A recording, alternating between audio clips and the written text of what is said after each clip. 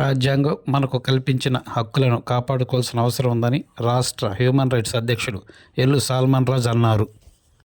అల్లూరులో నిర్వహించిన human rights అవగాహన సదస్సులో ఆయన మాట్లాడుతూ రాజ్యాంగం ప్రతి ఒక్కరికి సమాన హక్కులను కల్పించిందని, వాటిని కాపాడుకోవాలని ఆయన కోరారు.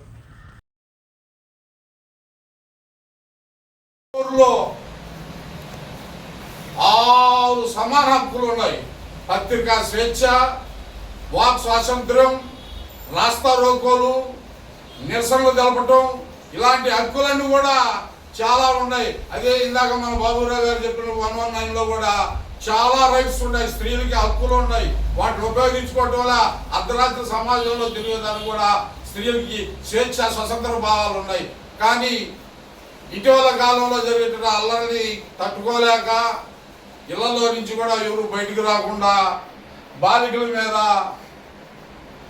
ఆడ యువతుల మీద అత్యాచారాలు ఎక్కువైపోయిన తర్వాత వీటి గురించి ఎవరు కూడా పట్టించుకోవటం లేదు. కాబట్టి ప్రతి ఒక్కరికి న్యాయ సమ్మతమైన హక్కులు ఉంటాయి. వాటిని గౌరవించుకున్నప్పుడే మనం ఆత్మగౌరవంతో బతకగలము అని చెప్పి డాక్టర్ బాబాసాహెబ్ అంబేద్కర్ ఎప్పుడో కూడా మనకు రాజ్యాంగంలో పొందుపరిచాడు.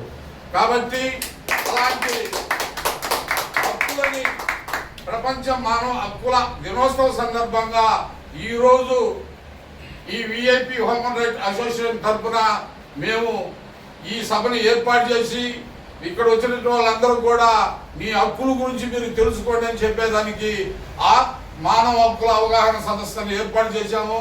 కాబట్టి ఇక్కడ వచ్చినటువంటి నా సోదరులందరూ కూడా మా యొక్క జేబీఎంను తెలియజేసుకుంటూ ప్రతి ఒక్కరు కూడా హక్కుల్ని అవగాహన పెట్టుకొని ఈ హ్యూమన్ రైట్స్ అనేది ఏంటంటే ఓన్లీ ఎన్జిఓస్ అంటే ప్రభుత్వ ఉద్యోగస్తుల మీదే పోరాటము. హ్యూమన్ రైట్స్కి భయపడేది ప్రభుత్వ ఉద్యోగులు.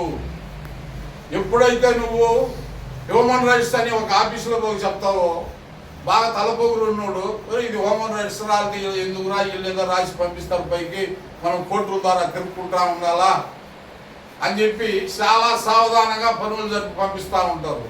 కాబట్టి ఎప్పుడు కూడా మన హక్కులు ఉంటాయి.